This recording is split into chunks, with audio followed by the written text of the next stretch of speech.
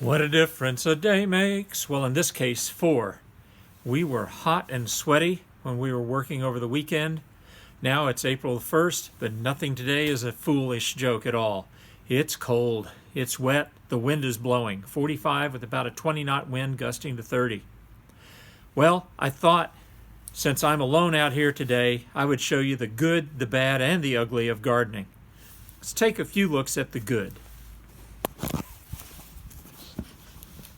Here we can see lovely bulb onions growing up. We've got about 50 there, I would say. There are 36 cells with 2 to 3 in each, and we expect at least one to be viable. This is kohlrabi. Now that's a brassica, and it's growing up very nicely. The germination rate was just above 50%, so I wouldn't call that great. That would probably be bad. And now, for good and ugly in the same frame, we have grape tomatoes growing up right here. 5 out of the 6 look viable. That one right there is going to be in trouble. See him around the corner there? Right in the middle. Little stunt. And then, the ugly. These are our jade beans.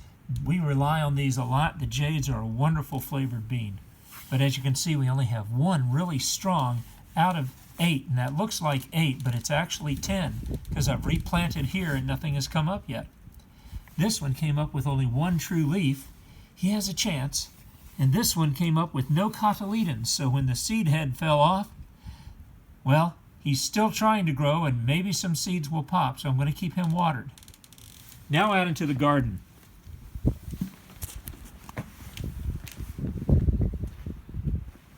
If you remember our spinach, we harvested 4 days ago, and it's back.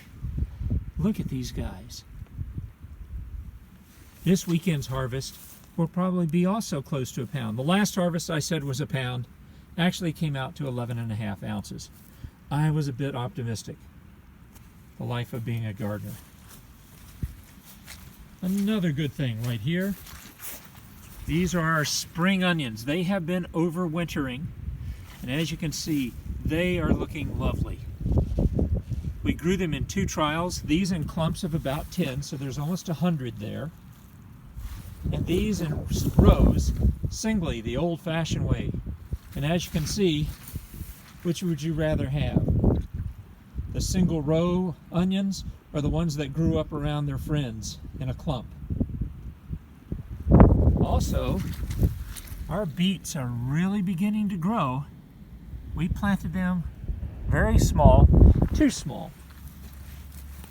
But we were having trouble under the artificial lights, and this whole patch of golden beets is going to do well. But the ugly part, remember last time I told you about bed number 1 being infamous, and here's why. After a heavy rain, this end is just about an inch lower, and we have built it up, as you can see, but it used to flood the first 2 or 3 feet worth. Well, we've got in this peg right here, there's a French drain, just basically a hole, but that is now full of water, and if I want to get this down, I will have to bail. I've already done it a little bit to bring the water down about an inch. You can see the old mark right up there. Now for some other uglies. Bed number 2. We haven't done much weeding there. We've been working on other beds. This bed is where the jade beans are going to go, and hopefully in the first week of May we'll have some planted. But remember, we're having trouble with germination. So that's super ugly. That's good. That's great. And now for the continual unexpected surprise of Swiss chard. Look at some of these leaves that have developed over the past few days. Look at this guy. That's my hand. As a comparison, it's larger than my hand. What a magnificent leaves are just shooting out. Just waiting to be cooked up just like spinach. And then we have garlic. And look at this. It looks almost like a leek. It is so thick. Now I've had people say, what happens if they don't bulb?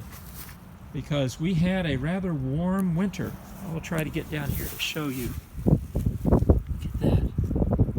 How thick they are. This is thicker than my thumb, just for comparison.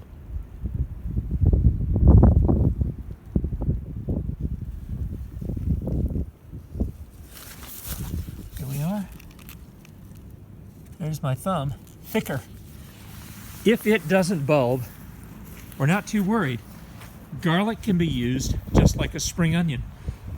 Pull the whole plant, chop it up, and use it to flavor soups and stews while you cook. Here's some other overwintered items. This is the last of our black-seeded Simpson lettuce. It's a little bit tough, but these leaves could still be cooked. And this is a red oak lettuce. As you can see, it looks a lot like oak leaves there. That has survived the winter. This is spinach that we overwintered.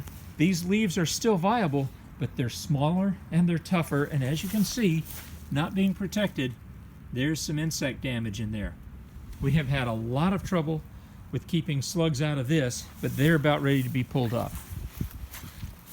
Right next to yesterday, 4 days ago, when you saw me plant potatoes, this is lamb's lettuce. That has overwintered magnificently. We've harvested the tops twice. So when we pull this, that'll be a third harvest of delicious, tiny, nutty leaves.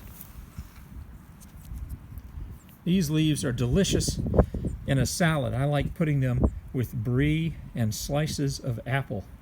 And they're magnificent. And we have potato sign. Yes. Let's find the potato. Here's one. There's our first potato coming up. There is a second one right here. We might have some on the other side. This, I made a mistake last time. I said it was 2 weeks. This is now 11 days. There's the hint of one right here, just coming up today. Warm weather, and then some nice rain.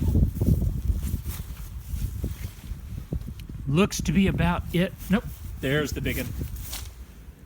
There he is. So we have got some potatoes coming up, and now for the unexpected surprise, and then we'll be done with this video. And I'm sorry about the quality, but like I say, I'm out here alone today, no videographer. These are volunteer tomato plants coming up in one of our old compost piles. So we're not going to get rid of this pile now. Look at all of these. We've got maybe a half a dozen really viable. 1, 2, 3, more than that. Goodness, look at this guy right here. What a beautiful one. I think we've got tomatoes there. As in everything in the world, I could be wrong. This is bed number 1 for our new compost pile, roughly 4 feet by 4 feet by 4 feet. It will hold 64 cubic feet of compost, roughly 2 1/3 cubic yards. And we will have 4 of those bins, 3 of which will be used for compost and 1 which will be kept empty with storage. You can see the back has already been put up, and then the top will be taller and we'll have a tin roof over the top. Hopefully the tin roof doesn't go rusted. And extra points if you know where that came from. So, the garden has some good points. The garden has some bad points. And like all gardens, it has some ugly points. But my, isn't it fun. I hope you've enjoyed this. And when it starts harvesting wonderful food like that spinach we're going to be picking next weekend, it's going to be great. Thank you for watching.